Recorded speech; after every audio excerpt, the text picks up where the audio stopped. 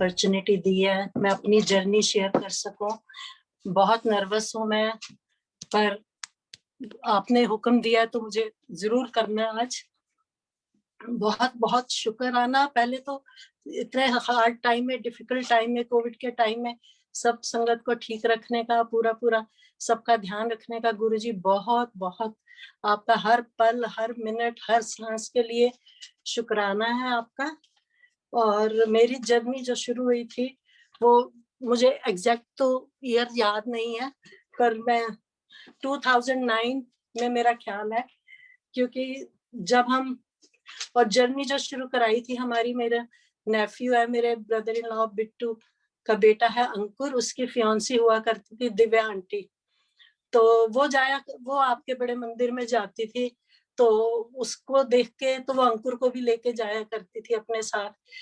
तो 2008 में या 7 में आई थिंक मेरे हस्बैंड वीरेंद्र अंकल की शुगर डिटेक्ट हुई। तो वो बोला कि आंटी वो हमें बड़े मामा बड़े पापा बोलते हैं बच्चे, तो बोला कि बड़ी मामा आप चलो, वहां पे लेके चलूंगा मैं गुरुजी के, और इनकी शुगर बिल्कुल सही हो जाएगी।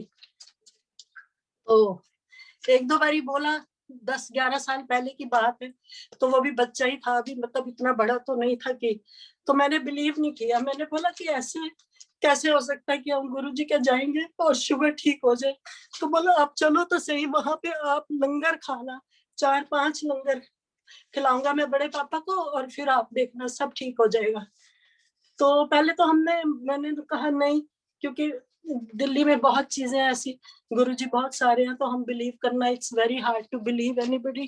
तो मैंने कहा नहीं नहीं, हम आनाकानी करते रहे, गए नहीं, 1 बार 2 बार, 1 महीना जाया करते थे हर साल इंडिया। तो 10 में भी, 9 में, फिर 8 में उसने बोलना शुरू किया मुझे। 8 में तो हम नहीं गए, फिर 9 में उसने कहा तो आप चल के अच्छा देखो तो सही, आप करना या नहीं करना ये आप पे, आप चलिए सही। तो फिर ये भी बोले, ये कहते चल कोई नहीं हम चलते हैं।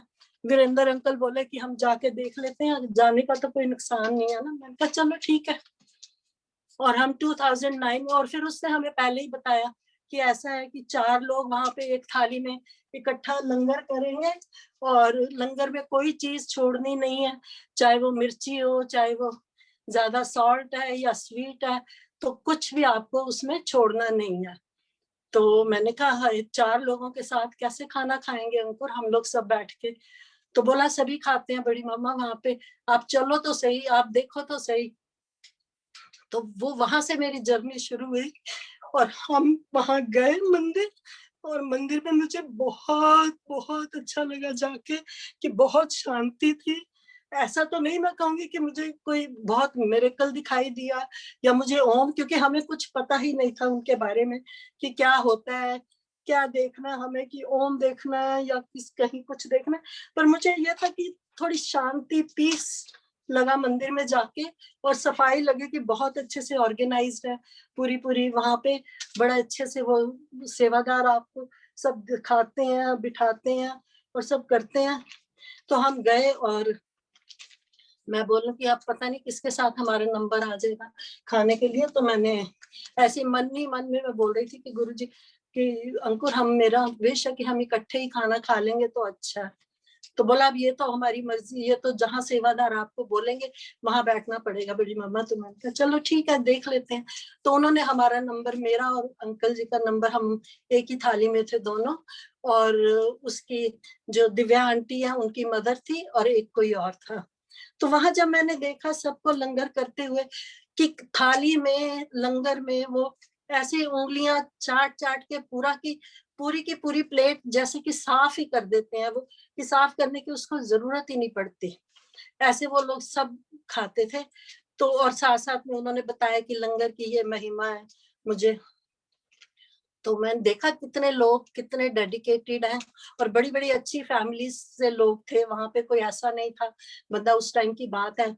और ऐसे भी इतना भी ऐसे रश नहीं हुआ करता था। कहता चाय प्रसाद जरूर पीना, आपको चाय प्रसाद जरूर पीना।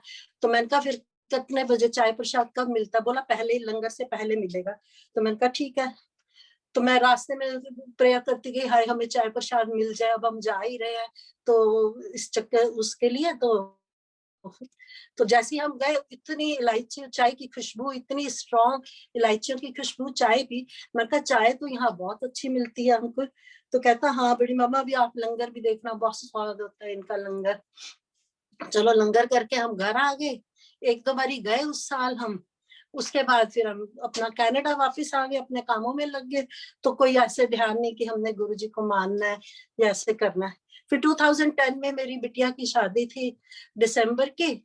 तो हम फिर गए, उसकी शादी के लिए गए। 8 दिसंबर की शादी थी। तो फिर अंकुर कहे कि बड़ी मामा आपको क्या करना है इस बार, चलना है आपको? बड़े न्यू ईयर का तो बहुत ही अच्छा फंक्शन होता है वहाँ, शादियों से भी ज्यादा अच्छा होगा वहां पे, देखना आप। तो मैंने कहा चल शादी निपटा लें, फिर सोच लेते हैं कि हम थे न्यू ईयर पे, उस साल पे वहीं पे थे हम। तो नए साल पे फिर हमें वो लेके गया। और उसकी दिव्या आंटी जो है, अब तो उसकी उनकी शादी हो गई दोनों की।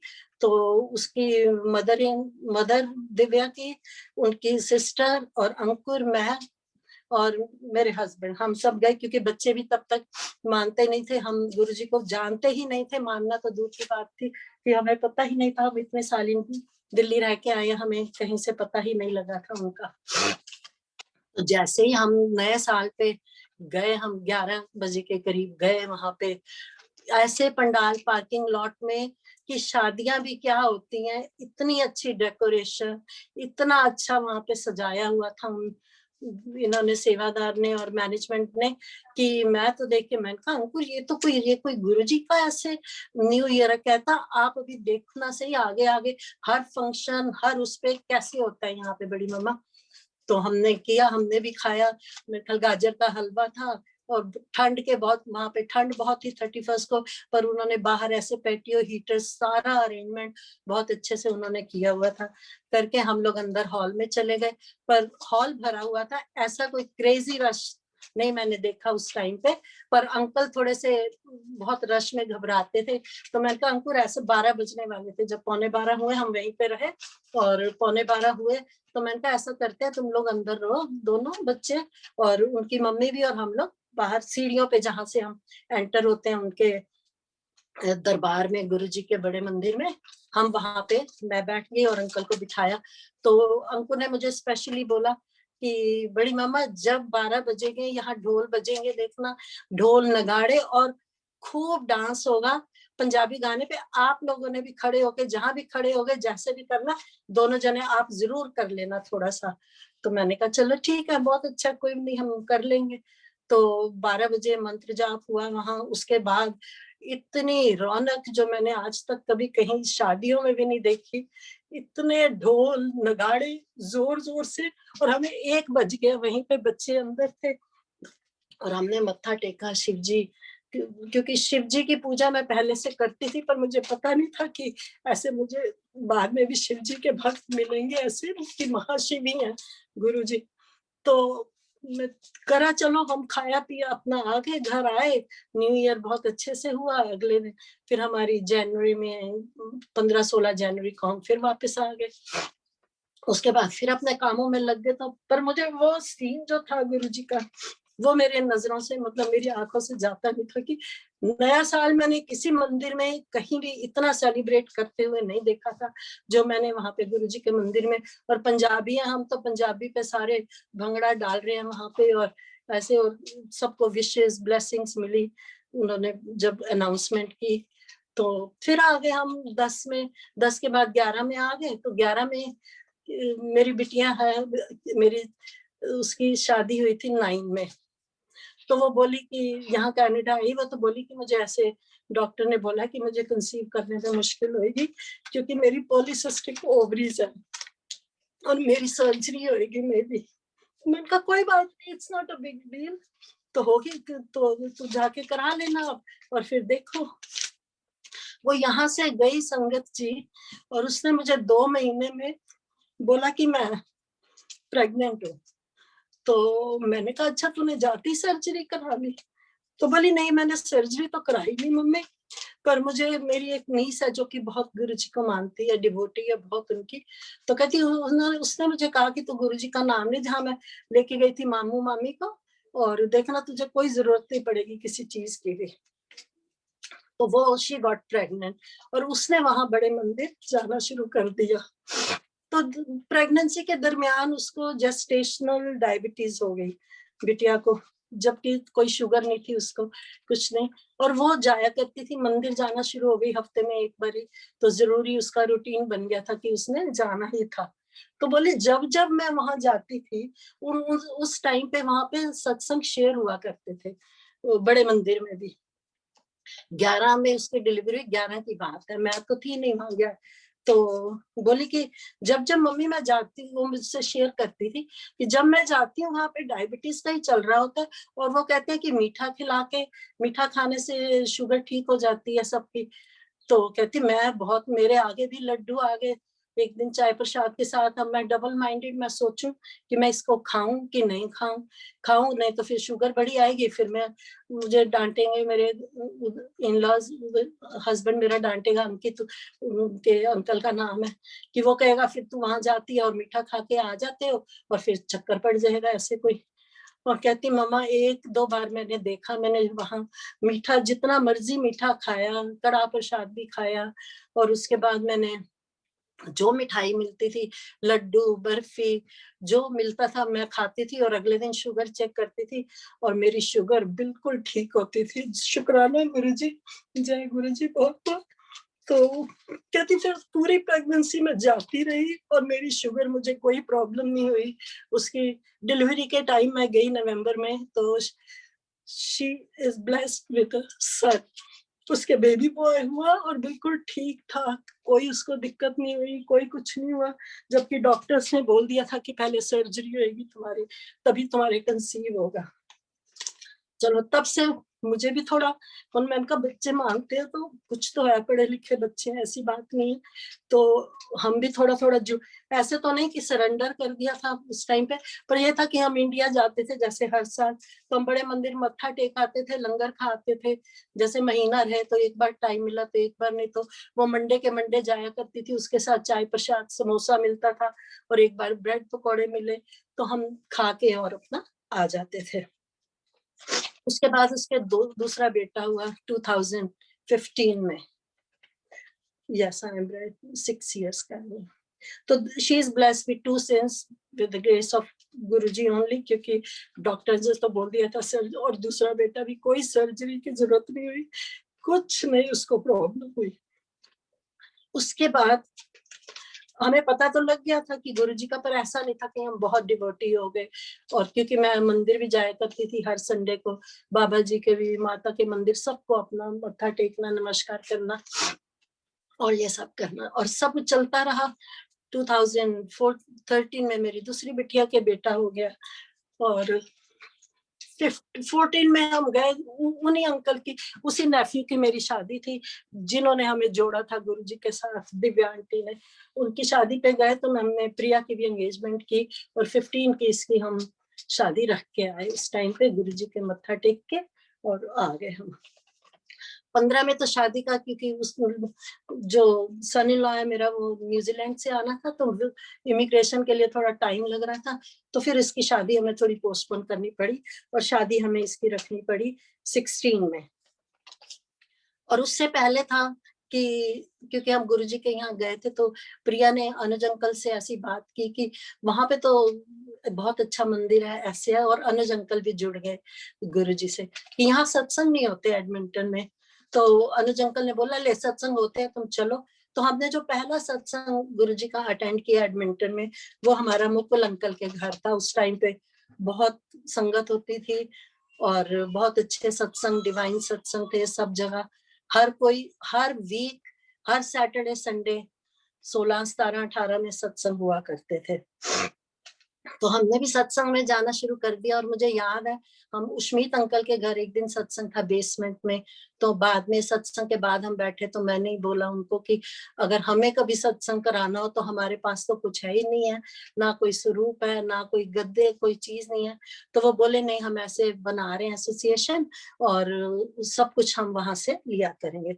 तो हमने भी घर में किया, कल हमने 15 में पहला सत्संग घर में कराया। और जैसे ही मैं जोत जलाने लगी वेलकम के लिए गुरुजी की, मेरी आंखों में आंसू, क्योंकि मैं थोड़ी इमोशनल हो जाती हूँ बहुत जल्दी, पर उस दिन तो बहुत ही स्पेशल डे था और पहले दिन उनकी तैयारियां हो रही थी। उस टाइम पे कभी मैंने कड़ा इसका आटे वाला बनाया नहीं था, सूजी का ही हमारे बनता था मोस्टली।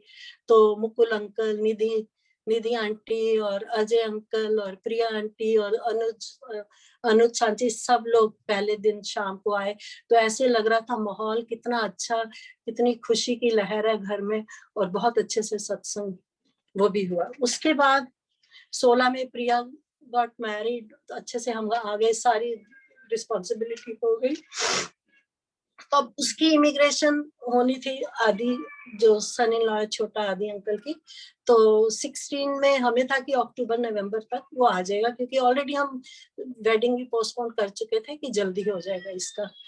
तो इसका आ गया इंटरव्यू, आ गया वहां से कि इंटरव्यू पे आई आप इंडिया, दिल्ली आई है। तो अब प्रिया गॉट अपसेट, प्रिया बोली कि मॉम, तो मैंने कहा कोई नहीं, इंटरव्यू है, मेरे को इतनी नॉलेज थी नहीं इन चीजों की। तो मैंने कहा कोई बात नहीं, इंटरव्यू है तो जाके दे, हमने कोई गलत काम थोड़ा किया हुआ है। तो बोली नहीं नहीं, आपको पता नहीं है, इंटरव्यू में उनका कमांड होता है, अगर उन्होंने बोल दिया 2 साल, तो कभी 3 साल भी लग सकते हैं, 4 साल भी लग सकते हैं, और 2 साल भी लग सकते हैं। तो ऐसे नहीं होता कि एकदम से हो जाएगा। तो मैंने कहा ऐसे कैसे नहीं होगा। तो बोली नहीं, ये मतलब इतना इजी नहीं है। तो मेरे को भी थोड़ा सा अंदर से परेशानी होने लगी। तो मैंने कहा ऐसे कैसे हो जाएगा कि मतलब इमिग्रेशन आए और हो ना। तो हमने, मेरे ख्याल सितंबर की बात है, सितंबर में मैंने कहा ऐसा करते हैं, हम गुरुजी से ना पेपर ब्लेस करा लेते हैं जो है। हाँ ये ठीक रहेगा। हम मुकुल अंकल के सत्संग था तो हम जाया ही करते थे, जैसे हर वीक सत्संग होते थे। मुकुल अंकल ने उधर गद्दी के पास इसके पेपर्स रख दिए। तो इंटरव्यू की तैयारी होने लगी दोनों की। तो प्रिया ने भी जाना था 1 हफ्ते के लिए, ये दोनों इंटरव्यू के लिए गए। और जाने से पहले तब मैंने कहा ऐसा करो, जाने से पहले हम ना मंत्र जाप कर लेते हैं। तो कहती चलो ठीक है, ये भी मानना शुरू हो गई थी, हम लोग जाते थे। तो अनुज अंकल आए इसको लेने के लिए कि एयरपोर्ट छोड़ना है। तो मैंने दरवाजा खुला रख दिया था कि वो खोल लेगा तो हम मंत्र जाप से उठेंगे। हमने मंत्र जाप किया और ये चली गई। वहां इसका इंटरव्यू हुआ। तो मैंने उस टाइम पे, उससे पहले कि मैं भूल गई, मैं उससे पहले का पहले शेयर करती हूँ कि 16 में जब इसका इंटरव्यू आया और मेरी सेकंड बिटिया बहुत परेशान थी अपने इश्यू को लेके, क्योंकि उसको भी डॉक्टर ने बोला कि आपको तो डोनर चाहिए इस टाइम पे, और एग क्वालिटी आपकी अच्छी नहीं है, आपके अपना इश्यू नहीं हो सकता। तो मैं इन दोनों चीजों से मैं बहुत परेशान थी, पर मैंने किसी से शेयर नहीं किया था, क्योंकि मैंने कहा बच्चों से अगर मैं शेयर करूंगी तो बच्चे और टूट जाएंगे। तो मैं अपने अंदर ही अंदर उसको लेके, पर मेरी जॉब होती थी तो मैं जाके डाइवर्ट हो जाती थी, तो ठीक था। तो ऑल ऑफ अ सडन मुझे, मेरी नीस जो है बहुत डिवोटी है वहां पे इंडिया में गुरुजी की, एक दिन मेरे फोन पे उसने शब्द भेजी, 2 शब्द आई मुझे। तो मैंने कभी पहले इतनी शब्द, गुरुद्वारे तो हम इतना नहीं जाते थे, तो मुझे शब्द के मतलब मैंने पहली बार शब्द इधर गुरु जी के मंदिर में ही, बड़े मंदिर में ही सुनी थी। तो मैंने, उसने शब्द भेजी, तो मैंने देखा फोन पे कि शब्द आए हैं, ये तो कहाँ। तो मैंने उसको फोन कर लिया नेक्स्ट डे। तो मैंने कहा रिंकू तूने बेटा मेरे को शब्द भेजे हैं, किस लिए भेजे हैं।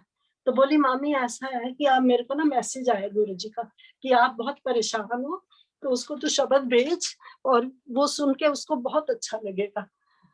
तो मैंने सुने, मैंने कहा पर तेरे को कैसे पता है, तेरे को किसका मैसेज आया, गुरुजी ऐसे कैसे मैसेज भेजते हैं, किसके थ्रू आता है मैसेज। तो बोली ये तो मुझे नहीं पता मामी, पर मुझे उन्होंने बोला, मैंने भेज दिया, पर मैंने पूछा नहीं आपको, इसीलिए मैंने आपको भेज दिया। तो मैंने बोला उसको, मैंने कहा हाँ मैं परेशान तो बहुत हूँ अंदर से कि ऐसे ऐसे इंटरव्यू है। फिर मैंने उससे शेयर, मैंने कहा पर मैंने ना कनाडा में किसी से भी, इवन मैंने अपने अंकल से भी, क्योंकि वो ज्यादा स्ट्रेस ले नहीं पाते थे उस टाइम पे, जी तो मैंने किसी से भी शेयर नहीं किया। तो मैंने कहा तो इसको कैसे पता लग गया कि गुरुजी को पता लग गया कि मैं परेशान हूँ। तो मुझे लगा कि समथिंग पावरफुल है, कि ये तो बहुत चीज, क्योंकि वो मेरे अंदर ही अंदर चल रही थी सारी उथल पुथल कि कैसे होगा, अगर वो नहीं आएगा तो इसको भेजे हम, या उसके इश्यू नहीं हुआ तो क्या होगा। तो ऐसे करके तो जैसे ये वहां गया, इसका इंटरव्यू था जिस दिन वहां पे, अब डेट तो मुझे नहीं पता, सितंबर था या अक्टूबर था, और वहां सुबह मॉर्निंग में 9 बजे का था इंटरव्यू। तो मैंने शाम को वही शब्द उसके चलाए हुए थे, और थोड़े शब्द उसने मुझे और भी भेज दिए थे कि मामी आपको अच्छा लगेगा। तो मैंने शब्द लगाई थे, और उस टाइम मैं बैठी थी मंत्र जाप के लिए, कि मैंने कहा चलो मैं मंत्र जाप यहाँ करती हूँ, कि जिससे आराम से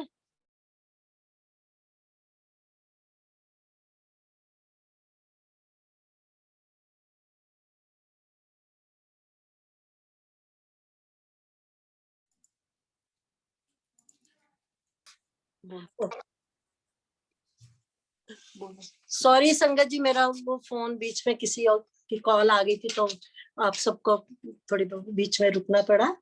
तो उस टाइम पे मैं बहुत परेशान थी। तो मैं अभी मेरा ख्याल 5 मिनट भी नहीं, मेरा ख्याल मैंने एक शब्द सुनी और दूसरी शब्द लगाई थी, तो फोन बजा इंडिया से, इनका बच्चों का फोन बजा। तो अब मैं उठाते हुए डरू, मैंने कहा पता नहीं क्या न्यूज होगी, कैसे होगी। और मैंने जैसे ही उठाया फोन, तो बच्चों ने बोला हमारा हो गया। तो मैंने कहा ओ रियली, एकदम से अभी 2-5 मिनट ही हुए हैं। तो आदि बोला कि मॉम आपकी वजह से हो गया। तो मैंने कहा मेरी वजह से कैसे हो गया? कहता उन्होंने शादी की, हमने सिर्फ एक ही पिक्चर दिखाई और वो आपकी थी। तो उन्होंने बोल दिया वेलकम टू कनाडा, और मेरा अब हो जाएगा 1-2 मंथ्स में।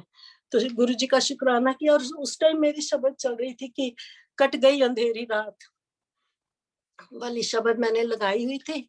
तो बहुत बहुत शुक्राना गुरु जी का, उन्होंने मेरा विश्वास बनाया इस चीज के लिए। और साथ ही मुझे इसका था अक्टूबर में, और अगस्त में मेरी बिटिया का फोन आया मुझे कि मॉम, क्योंकि पहले उसका मिसकैरेज हो चुका था जब प्रिया की शादी थी, तो बहुत अपसेट थी कि ऐसे ऐसे डॉक्टर ने बोला। तो मैंने बोला उसे, मैंने कहा डॉक्टर कोई भगवान थोड़ा होते हैं बेटा, मिरेकल्स भी होते हैं। और हमारी फैमिली में भी मेरी सिस्टर इन लॉ, उसके 16 साल के बाद बेटी हुई थी। मैंने कहा इट्स ओके, तो घबरा मत। पर अंदर से मुझे भी बहुत परेशानी थी कि एक तो सबके अपना होना चाहिए, चाहे बेटा हो चाहे बेटी हो। तो मैंने उस टाइम पे, मैंने बहुत हार्ड और टफ ईयर थे मेरे दो, 2016 और 17। तो मैंने उस टाइम गुरुजी को फिर बोला, मैंने कहा देखो गुरुजी, अभी तो मैं मानती नहीं हूँ, बस मैं आती हूँ, मत्था मैं सब जगह भगवान के टेकती हूँ, पर अगर आप मेरे ये दोनों काम कर दोगे, अगर हो जाएंगे, कुछ तो मुझे दिखाओ ना, तभी तो मैं करूंगी। कि सबको आप दिखाते हो, किसी की बीमारी ठीक हो रही है, किसी का काम हो रहा है, बाकी काम तो चलो आपकी दया से बहुत मेरे सारे हो गए थे, पर आप मुझे इसका कुछ दिखाओ तो मैं कहूँ कि हाँ फिर मैं सरेंडर कर सकती हूँ आपके पास। और अगस्त में देखिए, उसकी इनके जाने से पहले मुझे उसकी न्यूज आ गई कि मेरा अभी मैं प्रेग्नेंट हूँ। पर मैंने कहा चलो, पहले भी मिस कैरेज हुआ था, 3 मंथ्स होने थे, गुरुजी करेंगे। पर वो लोग नहीं मानते गुरुजी को। पर बिफोर वेडिंग वो जाया करती थी, तो गुरुजी ने उसको ब्लेस किया हुआ था। तो अक्टूबर में ही उसके मुझे फोन आया कि 3 मंथ्स हो गए हैं और सब ठीक है, डॉक्टर कह रही है इट्स वेरी नॉर्मल। और वो मैंने खूब शुक्राना गुरुजी का किया, और बहुत मत्था टेका कि गुरुजी आप तो बयान, तो कैसे आपको पता लग गया, और कैसे आपने दोनों ये चीजें दी। और मैंने अनुज अंकल के, हम बेसमेंट में थे मुझे याद है, तो मैंने ये शेयर किया उनके साथ कि ऐसे ऐसे था। और मैंने मतलब किसी को भी बोला नहीं था कि मेरे को प्रॉब्लम है या मैं परेशान हूँ अंदर से। और कैसे गुरुजी ने मैसेज भेज के मुझे करा। ये थी मेरी यहाँ से जर्नी जो शुरू हुई गुरुजी के साथ, वो एक्चुअल जर्नी यहाँ से मेरी फिर शुरू हुई। और उसके बाद इनका बच्चे आदि आ गया यहाँ पे, एडमिंटन पहुंच गए। और उसके बाद हमने सत्संग रखा घर में, सत्संग रख के, और उसी दिन वहां पे मेरी बेटी का उन्होंने बेबी शावर रखा हुआ था जिस दिन हमारे सत्संग था। और उन्होंने दोनों काम ये हो गए, सब ठीक से रह रहे हैं। गुरुजी ने बहुत अच्छा किया, बहुत मेहर की, और सब ठीक हो गया।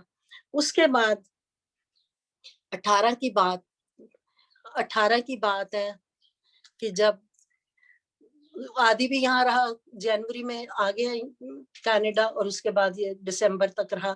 एंड दिसंबर ही डिसाइडेड कि मेरी जॉब बहुत अच्छी होगी वैंकूवर में, मॉम अब हम वैंकूवर चले जाएंगे।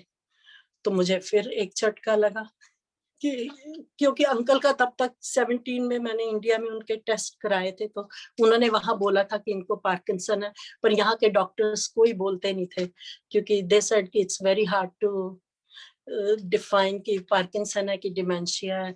पर वो पूछते थे हाथ ट्रेमर कर रहे हैं या ये, और कुछ भी नहीं होता था। अंकल बिल्कुल उस टाइम पे ठीक थे, बट इंडिया में उन्होंने बोल दिया था। तो मैं थोड़ा सा अपसेट थी कि पर तू भी चली जाएगी, और शीतल भी, सबकी शादियां हो गई थी सब बच्चों की, और शीतल तो 2005 में चली गई थी, और मुझे नहीं पता 2 साल के बाद अब प्रिया को उन्होंने वापस भेज दिया अभी एडमिंटन में। How long she will be there I don't know. और फिर शीतल को देखो 14 साल बाद इन दोनों बच्चों ने आना नहीं था, किसी का आने का कोई प्रोग्राम नहीं था वापसी। अभी भी अगर गिवन एन अपॉर्चुनिटी आदि को, तो उसको ही लाइक्स वैंकूवर। तो अब गुरुजी की मर्जी है, उन्होंने मेरा देख के, अंकल की तबीयत देख के इनको भेजा है कि इनकी बेटरमेंट के लिए भेजा है, ये सब गुरुजी को पता है। और 17 में फिर मैं भूल गई, मैं आपको उस पहले बताती। 17 में हमने डिसाइड किया कि हम डुगरी जाएंगे। जब बिटिया, उसकी बिटिया हुई, तो मैंने कहा हुआ था गुरुजी के, तो हमें डुगरी जाना है।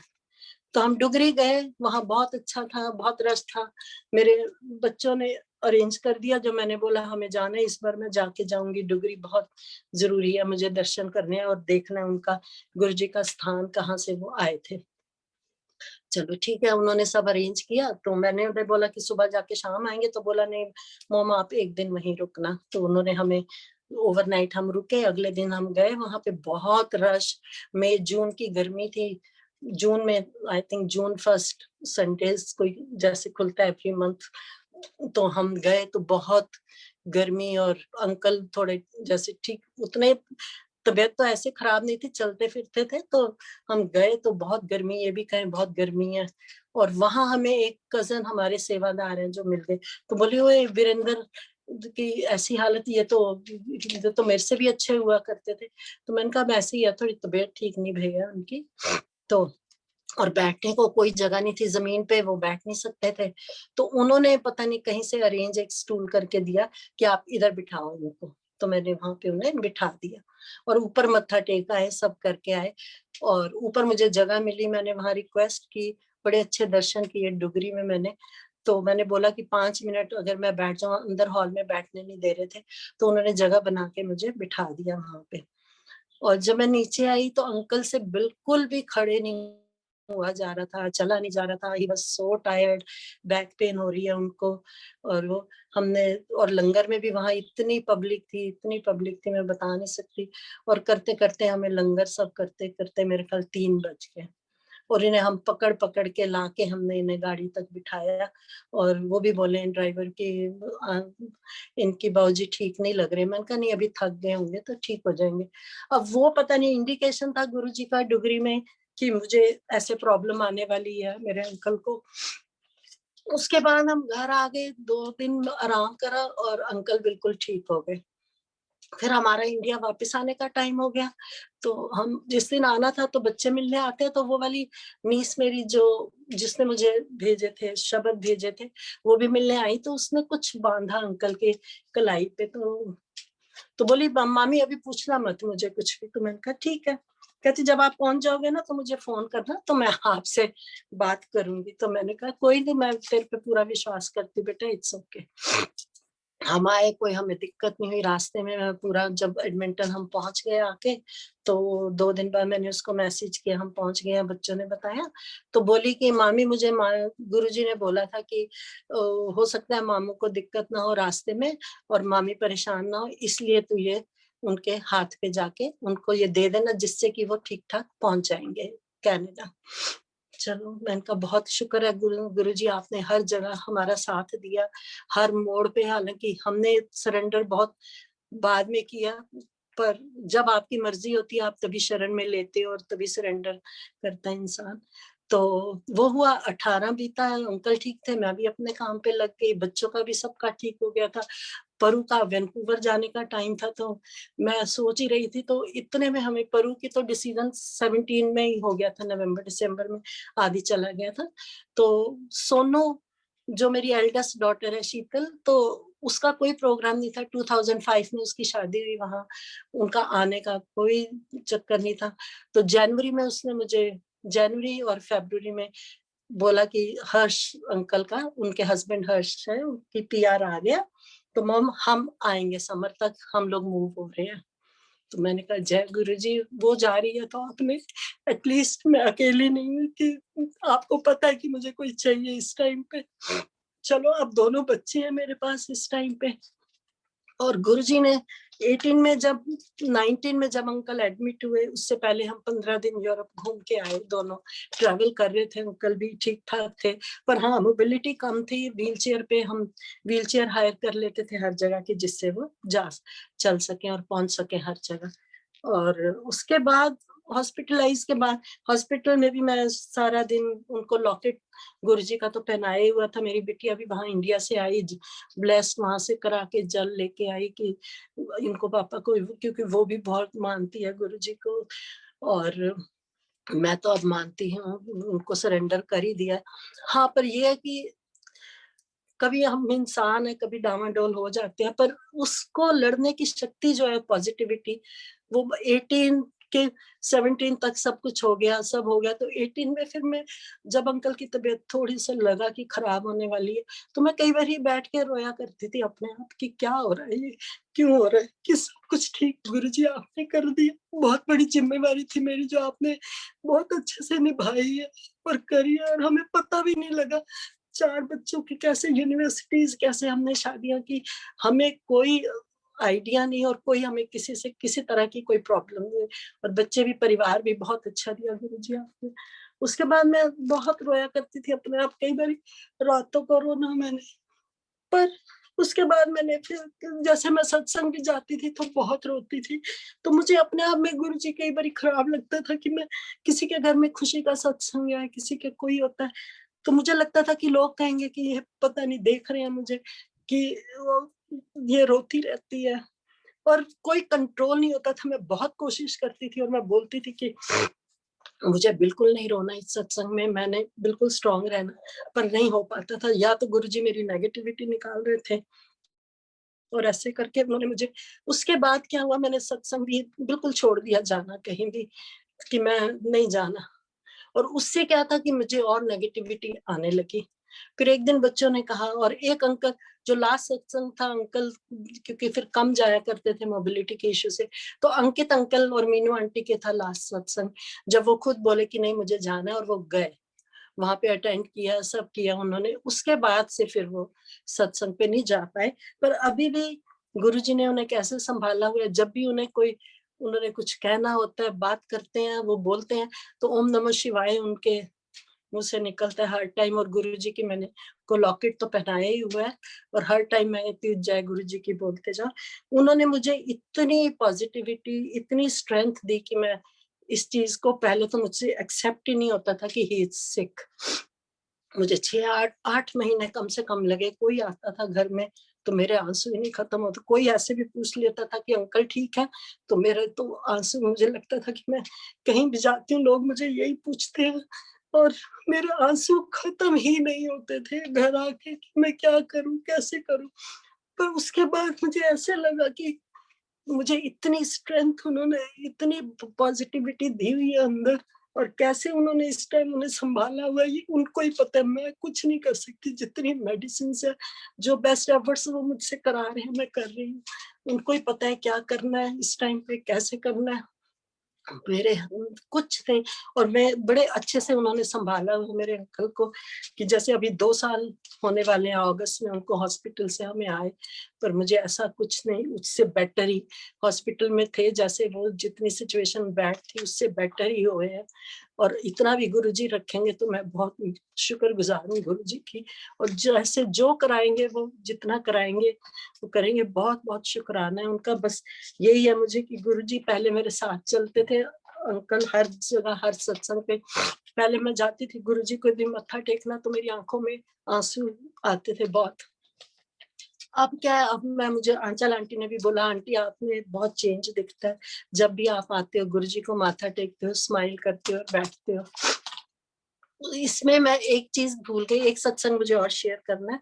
218 में आई थिंक 2018 में अकुल जब हुआ, अनुज अंकल और सांची जब ब्लेस हुए अकुल से, तो इन्होंने वेलकम सत्संग जब रखा, तो मैंने, क्योंकि ज्यादा संगत थी तो बाहर से खाना मंगाया हुआ था, तो मैंने इनको बोला कि चाय प्रसाद की सेवा मैं ले लेती हूँ, सांची हम बना लेंगे। तो बोली नहीं नहीं आंटी, क्योंकि सब कुछ तो है, आप क्यों बॉदर करोगे, तो आप अपना आराम से सत्संग सुनना। तो मैंने कहा ठीक है चलो। मैं गई तो वहां पे मैं पिलर के पीछे खड़े होकर बहुत रो रही थी, तो मतलब मेरे आंसू ही ना रुके, और मुझे बड़ा ही खराब लग रहा था अपने आप में कि मैं क्या करूं, कैसे करूं। तो उतने में पीछे आ गई मैं थोड़ी देर हिम्मत करके, तो अनुज अंकल बोले आंटी चाय तो कम हो गई है। तो मैंने कहा ले जय गुरु जी, मैंने कहा चल हम बना लाते हैं।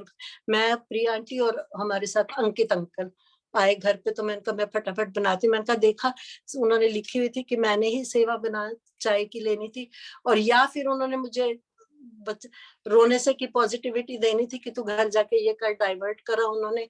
और उसके बाद से मैं ठीक थी पूरे उसमें सत्संग में बाद में।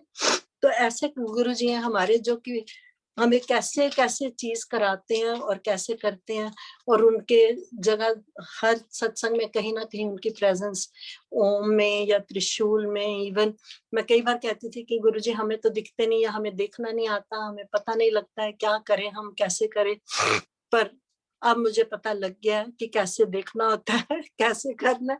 गुरुजी ने अब मुझे सिखा दिया कि पॉजिटिविटी में देके कि कैसे करना है, और आराम से सारे काम अच्छे से होंगे और सब ठीक ठाक होगा।